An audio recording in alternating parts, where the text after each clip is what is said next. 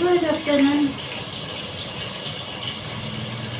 দুদিনের ছুটি কাটিয়ে আজ আবার চলে এসেছি তোমাদের সাথে আড্ডা দিতে। দুটো দিন একটু অন্যরকম ব্যস্ততা আর টেনশনের মধ্যে দিয়ে কেটেছে, যার জন্য এই দুদিন তোমাদের সাথে একদম কথা বলার মানে কথা বলার মধ্যে সেই মানসিকতাটাই ছিলাম না যে একটুখানি কারোর সাথে দুটো কথা বলবো। তো যাই হোক, সেই সমস্ত কাজকর্ম কাটিয়ে আজ আবার তোমাদের সাথে আড্ডা দিতে চলে এলাম। আজ থার্সডে, জানোই আজকে একটা মানে অন্যরকম অনুষ্ঠান ইন দ্য সেন্স আজকে ঈদ। তো যারা মুসলিম কমিউনিটির তারা তো আজকে ঈদটা ভীষণ আনন্দের সঙ্গে কাটাচ্ছ আশা করি, বা যারা আমাদের বাংলাদেশের বন্ধুরা আছো তারাও খুবই আনন্দ করছো আজকে, যারা এই কমিউনিটির যাদের আজকে এই স্পেশাল প্রোগ্রামটা।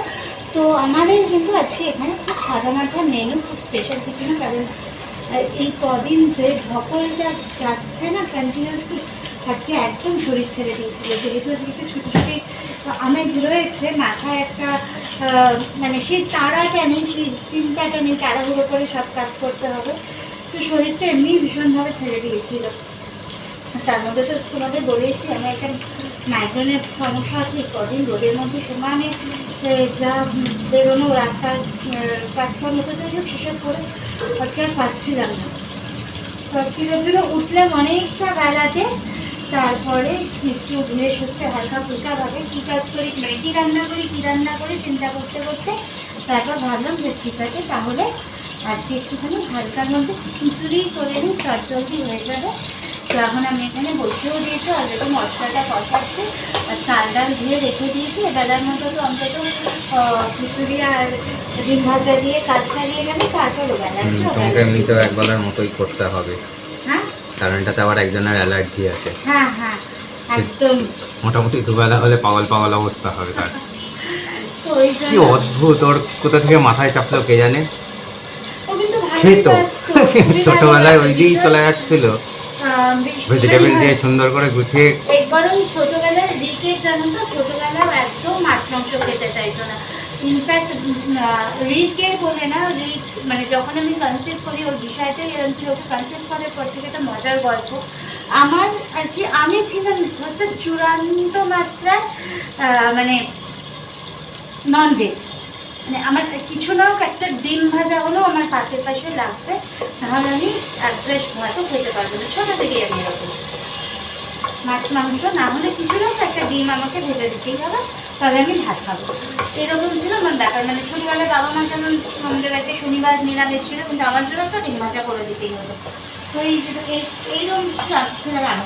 কিন্তু যখন আমি যখন কনসিভ করে, মানে রিকের সময় একটা গল্প বলছি, কনসিভ করার পর থেকে আমি মাছ মাংস ডিম তো ছেড়েই দাও, ডিমটা তবু খেতাম, পেঁয়াজ রসুনের গন্ধটা পর্যন্ত নিতে পারতাম না। নাকে যদি সেই স্মেলটা আসতো না, সঙ্গে সঙ্গে গা গোলাতে শুরু করতো।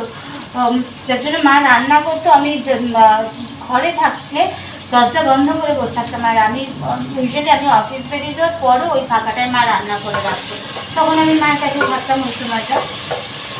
তো এইরকম ছিল। ইনফ্যাক্ট আরেকটা জিনিস, আমি ছোটো থেকে কোনোদিন মানে দুধে আমার চূড়ান্ত অ্যালার্জি, মানে দুধ খাওয়ানো নিয়ে আমার সাথে রীতিমতো বাড়িতে তুলকালাম যুদ্ধ। তো গোটা পাড়া জেনে যেতে এবার আমাকে দুধ খাওয়ানোর ব্যবস্থা হচ্ছে। তো তারপরে দেখো একটা টাইমের পর মা ছেড়ে দিয়েছিল, কিন্তু ওই সময়টা তোমরা বিশ্বাস করবে না, বললে পাগলের মতো দুধের পোকা হয়ে গেল।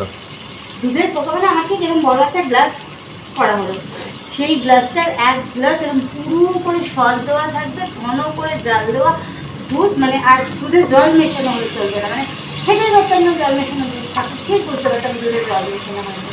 তো আমাদের ওখানে একটা মাসি আর কি, তার বাড়িতে গরু ছিল, সেই গরুর দুধ দুইয়ে একদম সে খাঁটি দুধ আমাকে দিয়ে যেত।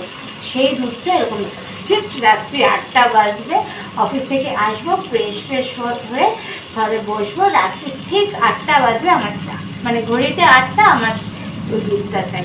না হলে মানে যখন থেকে রিকার্ডিং মুভমেন্ট শুরু করলো, সিরিয়াস মুভমেন্ট শুরু করলো, এত মারাত্মক লেভেলে ছটফট করতো 8টা বেজে গেলে, ওই দুধটা না খাওয়া পর্যন্ত, দুধটা খাবো বাবু চুপ, এইরকম। আর রিভু হয়েছিল ঠিক ওই রকম, ওকে মাছ মাংস খাওয়াতে পারিনি অনেকটা বড় বয়স পর্যন্ত। ডিমটা যদিও বা খেত, একটা ডিম সিদ্ধ দিল, খুব ভালো করে ভাত করে খেয়ে নিত, কিন্তু ওকে মাছ মাংস খাওয়াতে পারতাম না। প্রায় 4-5 বছর বয়সের পর থেকে গিয়ে আস্তে আস্তে মাছ মাংস খাওয়া শিখেছে। দুধ আর ভেজিটেবল খিচুড়ি ভেজিটেবলওয়ালা খিচুড়ি, আর তো স্যারেলাক যা ছিল সেটা তো আলাদা। দুধ স্যারেলাক আর এই ভেজিটেবলওয়ালা খিচুড়ি। বরঞ্চ রিভুর উল্টো ছিল, রিভুই স্যারেলাকের পোকা ছিল। উনি তো রিভুকে 2.5 বছর 3 বছর বয়স পর্যন্ত ওকে রাত্রে ডিনারে স্যারেলাক দিত, তো কিচ্ছু খাবে না, হয় রুটি পেলে খুব খুশি, আদারওয়াইজ স্যারেলাক। বিহারি এরকম করে গুলটা আর স্যারেলাক খাওয়াতাম, এরকম ব্যাপার। মানে আর সেই ছেলে এখন মাছ মাংস ছাড়া কিচ্ছু তার মুখে ঢোকে না।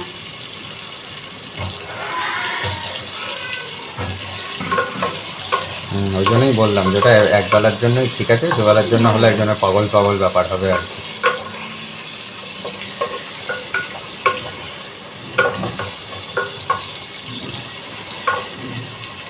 চলো রান্নাটা সারি চটপট করে, কারণ ওই যে বললাম গড়িমসি করতে যে বেশ অনেকটাই বেলা হয়ে গেছে। তো বাবা এত গরম না, যে ওয়েদারটা মেঘলা থাকবে তোমার ঘুমোট টাইপের হয়ে রয়েছে ভীষণ, মানে আর ফ্যানের বাইরে থাকলে গরমটা লাগছে, ফ্যানের নিচে থাকলে অতটা আর গরম আমার লাগে। এই পোর্শনটা এত ঘামে, এমনি আমি খুব ঘামি, কারণ এইটুকু পোর্শন প্রচন্ড মাত্রায় ঘামতে থাকে।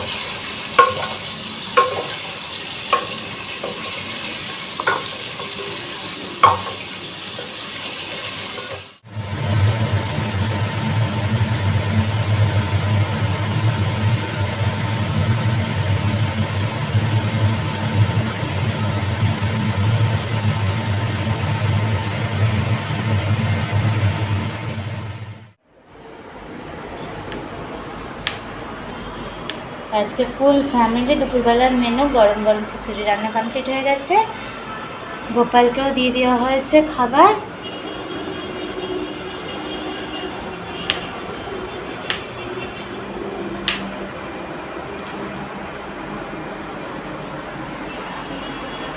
দুষ্টু করছে কিন্তু ফেলে দিচ্ছিস মুখ থেকে, ভাত করছে, আলু করছে, জামা একটু করে।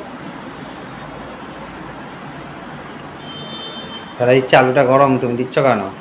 অত গরম বলে করে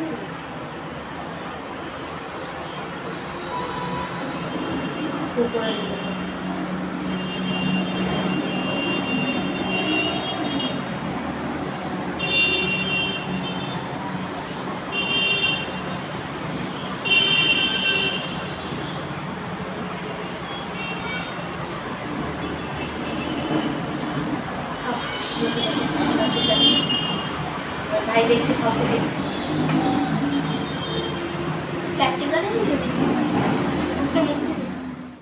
পাচ্ছে বাইকে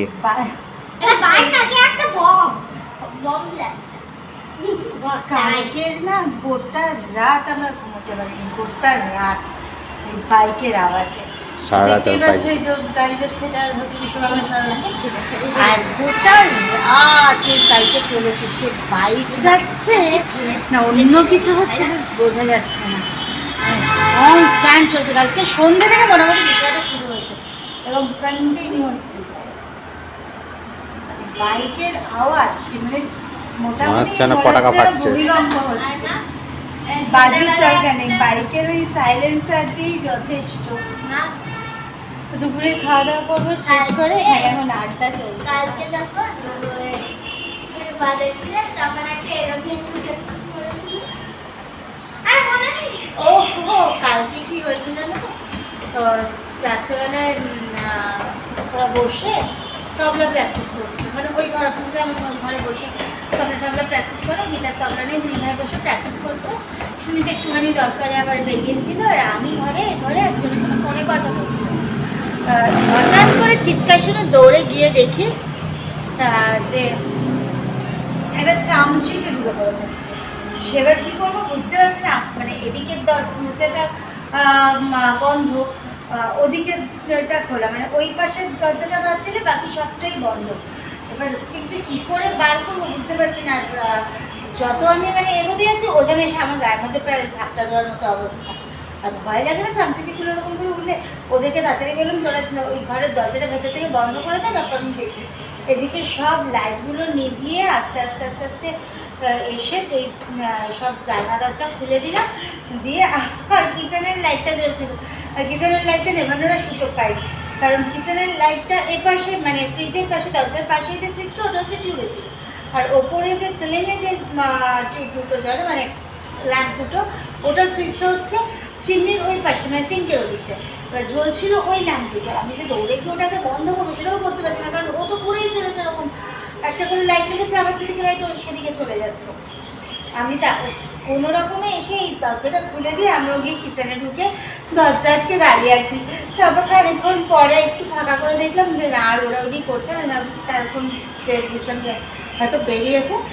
তারপর আস্তে আস্তে আবার ভয় লাগে যে ফল সিলিংগুলোর ফাঁকায় যদি ঢুকে বসে থাকি। এখানে বসে বসে এখন বিকেলবেলা যে আড্ডাটা হচ্ছে সেটা বেশ ভালো। কিছু ওরা চাইছিল একটু পাল্টে যেতে, তো আমি বারণ করলাম যে যাস না পাল্টে, কারণ আজকে আমার ক্রিকেট তবলার স্যার আসবে। আজকে সকাল থেকে অনেকগুলো প্ল্যান হয়েছিল।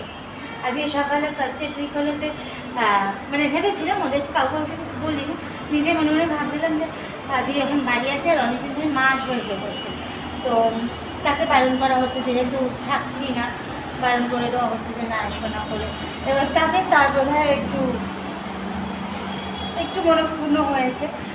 তো যাই হোক, তো তারপর ভাবলাম যখন আজকে বাড়ি আছে এক্সামের পর তো কোথাও যাওয়া এইভাবে কিছু হয় না, একবার টুক করে ঘুরে আসি। তারপরে ভাবলাম যে তাকেই ডেকে নিই। তারপরে ভাবলাম আচ্ছা থাক আজকে একটুখানি সবাই শুধু রেস্টই করি, কারণ যাচ্ছে কিছু মানে এবার মাকে যদি ডেকে নিই একটু রান্নাবান্না করতে, আর কিছু ভালো লাগছে না আজকে এসব কিছু করতে। সত্যি কথা বলতে এতটাই টেনশনের মধ্যে রয়েছি না, যতক্ষণ না পর্যন্ত একটা বুঝতে পারছি যে মানে কনফার্ম হচ্ছে যে হ্যাঁ মানে এক লক্ষ্যে একটা পৌঁছানো গেছে, কিছুটা স্টেপ উঠে গেছি, সেখান থেকে নামার কোনো প্রশ্নই নেই। কিন্তু ততক্ষণ পর্যন্ত না কাজটাকে একটা মানে বিষয়গুলোকে নিয়ে অস্থিরতা হচ্ছে মনের মধ্যে। যাই হোক, এই সব করে বেরোনো মানে সেই সব প্ল্যান প্রোগ্রাম গেলো। তারপর তো দেখলে একটু বেলা করে কিচেনে গেলাম, রান্না হলো। তারপরে এখানে দাঁড়িয়ে এখন বলছিল পার্কে যাবো, তো আমি ওকে বললাম যে না পার্কে যাস না। একবার বলেছিলাম ছাতে খেলতে যেতে, ছাতে এগুলো তবলা স্যার আসবে। তারপর বললাম যে আবার যাবে, মানে এই উঠতে না উঠতে হয়তো স্যার যদি চলে আসে আবার নেমে আসবে, থাক একটা দিন ঘরে বসেই গল্প করি সবাই মিলে। তাই এখানে বিকেলে বসে আড্ডা দিচ্ছে। আর আজকে এই জায়গাটা এই রাস্তাটা প্রচুর জমজমাট। তোমাদের বলছিলাম না যে এইখানটা কোনো একটা অকেশন শুধু থাকতে হয়, কারণ যেহেতু উল্টো দিকে ইকো পার্কটা, এই ইকো পার্কের একটা ভিড় প্রচুর থাকে এই যে কোনো অকেশনের দিন। হয়েছে দেখো দলে দলে সব চলেছে ইকো পার্কে। তো এই সব মজাগুলো দেখতে দেখতেই সময় কেটে যায়। সব লোকজন যায় আসে, এখানটায় সেলফি তোলে, কত কিছু মানে অল্প বয়সী ছেলেমেয়েদের একটা বেশ গ্যাং আড্ডা ঠাড্ডা মানে অকেশনে থেকে থেকেই একটা করে গ্যাং চেঞ্জ হয় এখানে আড্ডা হওয়ার জন্য।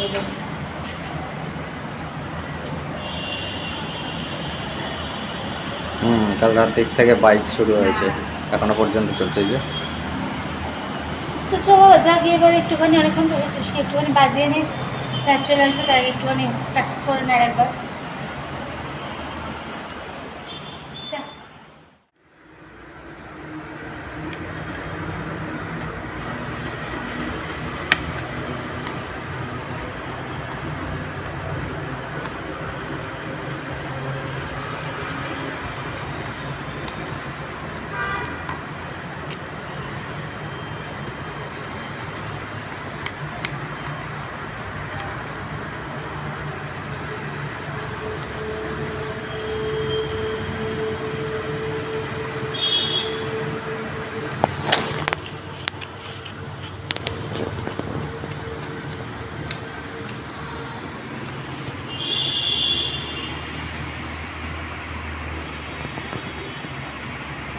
তো আজকে সন্ধ্যাবেলা রিকের মাস্টার মানে তবলা স্যার যাওয়ার পরে, টিচার যাওয়ার পরে আমি বসলাম এখানে ক্লে নিয়ে।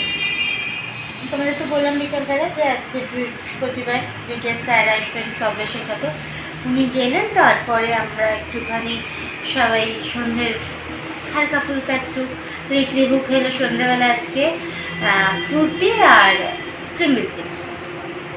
গরম পড়ে গেছে, ওর থেকে বেশি কিছু খাবার নাকি ওদের চাই না, তোকে বেশি কিছু লাগবেও না।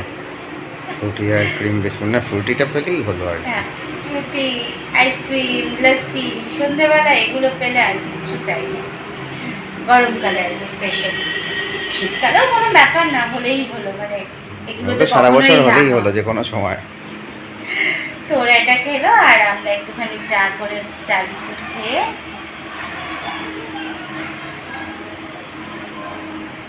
বোঝো ভয় পেয়ে গেছি। সব ঈদ মুবারক চলছে, সেই সবাই সবার মতো করে আনন্দ করতে চায়। অনুষ্ঠান তো সকলেরই। তো যাই হোক, তো তারপর ওটা সেরে বসলাম একটু ক্লেটা নিয়ে, ক্লেগুলো নিয়ে বসবো করে আর বসাই হয় না নানান কিছু কারণে। আর তো আজকে ভাবলাম যে একটুখানি বসি, হাতে একটু সময় আছে, বাড়িতেও আছি, একটু মুডটাও খুব একটা ভালো নেই, একটুখানি নিজের মুডটাকে একটুখানি দেখা যাক, এটার মাধ্যমে মনটা অন্যদিকে থাকে আর কি, নানান টেনশান থেকে মনটা একটু অন্যদিকে থাকে। তো কী করবো এক্স্যাক্টলি জানি না, নিয়ে বসেছি। এবার কাজ করতে করতে বুঝতে পারবো এটা কোন দিকে গিয়ে দাঁড়াচ্ছে। কিছু একটা পেন্ডেন্ট সেটই বানানোর ইচ্ছা আছে, তো সবে নিয়ে বসলাম, শুরু করলাম মনে যেভাবে মনে আসছে আর কি একটা শেপ দিতে। এরপর দেখা যাক এটা আস্তে আস্তে মন গড়াতে কোন দিকে নিয়ে যায় বা কী আকার দেয়, মানে দিতে পারি আর কি।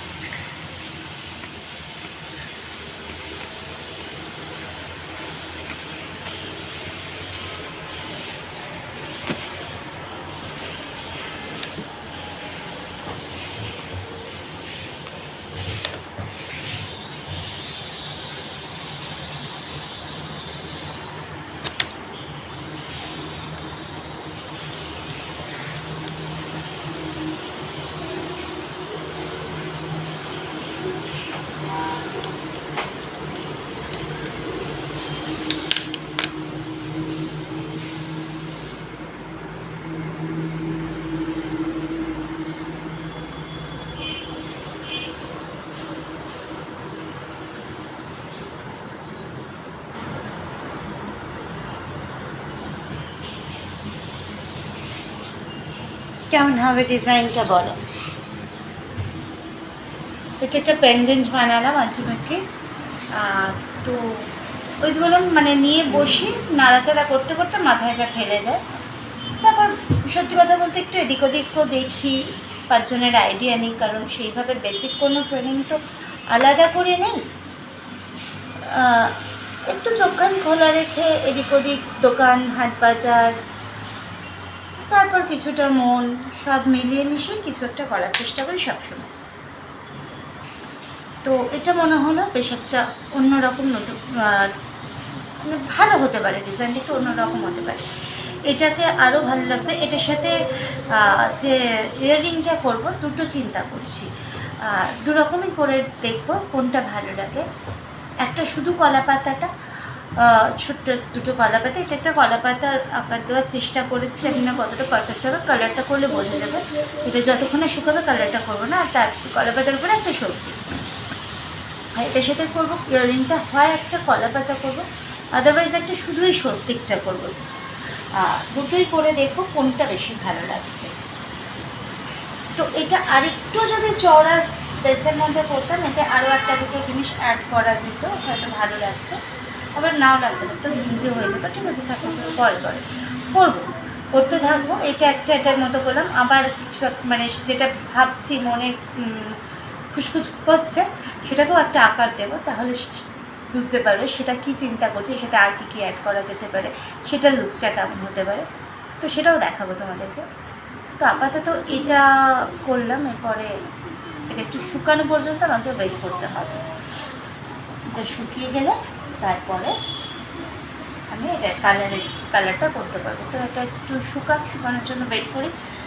বেশিক্ষণ সময় লাগবে না এটা শুকাতে, একটু ফ্যানটা ছেড়ে দিলে 15-20 মিনিটে এটা একদম টাইট হয়ে যাবে, মানে একদম স্টোনের, পারফেক্ট স্টোনের মতো একদম সলিড হয়ে যাবে।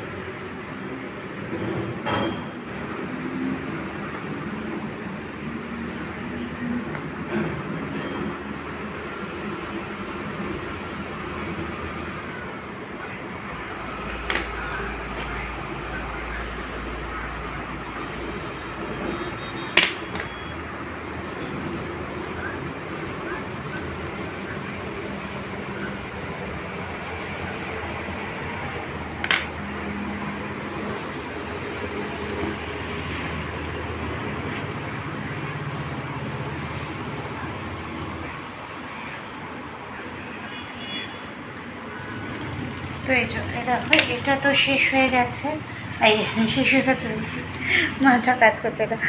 এটা তো কমপ্লিট শুকিয়ে গেছে, একদম মোটামুটি শক্ত হয়ে গেছে, এটাকে আরামসে কালার করা যায়। আর এর মাঝে একটা বিস্তর গ্যাপ চলে গেছে, প্রায় ঘন্টা দেড়েক, তাই তো? অ্যাকচুয়ালি হঠাৎ করেই কাজটা করতে করতে হঠাৎ করেই একটা ফোন এলো, আমাদের এক বন্ধু, সে হঠাৎ করে ফোন করে বলে আমি আসছি ইন দ্য সেন্স আমি ফ্ল্যাটের সামনে আছে। কোন ফ্ল্যাটের সামনে আছে, কারণ এই ফ্ল্যাটটা শিফট হয়েছে যে সে জানতো না, বলছে আমার ওই ফ্ল্যাটের সামনে সে আর কি পৌঁছে গেছে। তো তারপর তাকে বলে দিলাম, তো তার অসুবিধা হয়নি চলে আসতে, কারণ অফিস এখানেই নিউটাউন থানাতে না, নিউটাউন থানার পোস্ট, অ্যাকচুয়ালি সে আছে পুলিশে, এসবি স্পেশাল ব্রাঞ্চ। হ্যাঁ, তো নিউটাউন থানার পোস্টিং, আর এখানে 18 তলাতে সে থাকে আর কি, 18 তলা বিল্ডিং বিশ্ব বাংলার এখানে, ওখানেও থাকে, জলবায়ু টাওয়ার। হ্যাঁ, তো এবার বললো যে আমি অ্যাকচুয়ালি ও যাচ্ছিল নিমতা থানা থেকে এসে এদিক থেকে যাওয়ার সময় আমাদের সাথে দেখা করে তারপরে যাবে হচ্ছে ওর ফ্ল্যাটে, তো সেই যাওয়ার পথে ওইখানে চলে গেছে, যে ওইখানে গিয়ে দেখা করে তারপরে যাবো। আমি এসেছি, তোমার ফ্ল্যাটের সামনে দাঁড়িয়েছি, তোমার ফ্ল্যাটের পাশেই এসে গেছি। তো যাই হোক, এই তো বলে দেওয়া হলো কীভাবে আসবে, তো যেহেতু এই রাস্তাটা চেনে অসুবিধা হয়নি, চট করে চলে আসতে পেরেছে। তার সাথে কেটে গেল প্রায় 1.5 ঘন্টা, এসে একটু গল্প টল্প হলো, তখন আড্ডা হলো, অনেকদিন পর অ্যাকচুয়ালি দেখা হলো। ওই ফ্ল্যাটে থাকতে লাস্ট এসেছিল গত বছর দিওয়ালির দিন, না তারপরে, যাই হোক তাও মোটামুটি হয়ে গেল, বছরখানেকের বেশি হয়ে গেল দেখা হলো আর কি। তো খানিক্ষণ তার সাথে গল্প গুজব করে সে জাস্ট এইমাত্র গেল, আর তারপরে এসে আবার এটা নিয়ে বসলাম। কারণ করছি যখন একটু কমপ্লিট না করে, মানে পুরোটা কমপ্লিট না করলে না সারা রাত ঘুম হবে না, মনে হবে কি একটা হলো না হতে থাকবে। তো এই যে ইয়াররিংটা, এইটা ফার্স্টে করেছিলাম, ভেবেছি একবার ভাবছিলাম যে এই মোটিভটাই রেখে দেবো, এই মোটিভটা দিয়ে করলে ভালো লাগবে। তারপর ভাবলাম হয়তো সেটা নাও লাগতে পারে, তো এই জন্য এই ছোটো ছোটো দুটো পাতা করছি। তা আমার মনে হয় না খুব খারাপ লাগবে, কিন্তু কানে পড়লে একটু হালকাও লাগতে পারে তুলনায় আর কি, পুরো এটার সাথে এটা অনেকটা বেশি হালকা হয়ে যাবে। না, ওটাকেও এর উপরে বসিয়ে দিতে পারো। এটাকে এর উপরে বসিয়ে দিলে খুব একটা ভালো লাগবে না, বেশি জবরজং হয়ে যাবে পুরো বিষয়টা।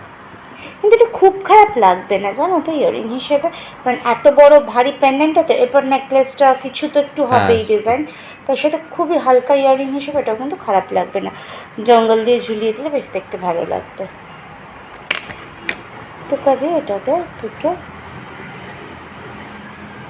পয়েন্ট করে দেওয়া যায়।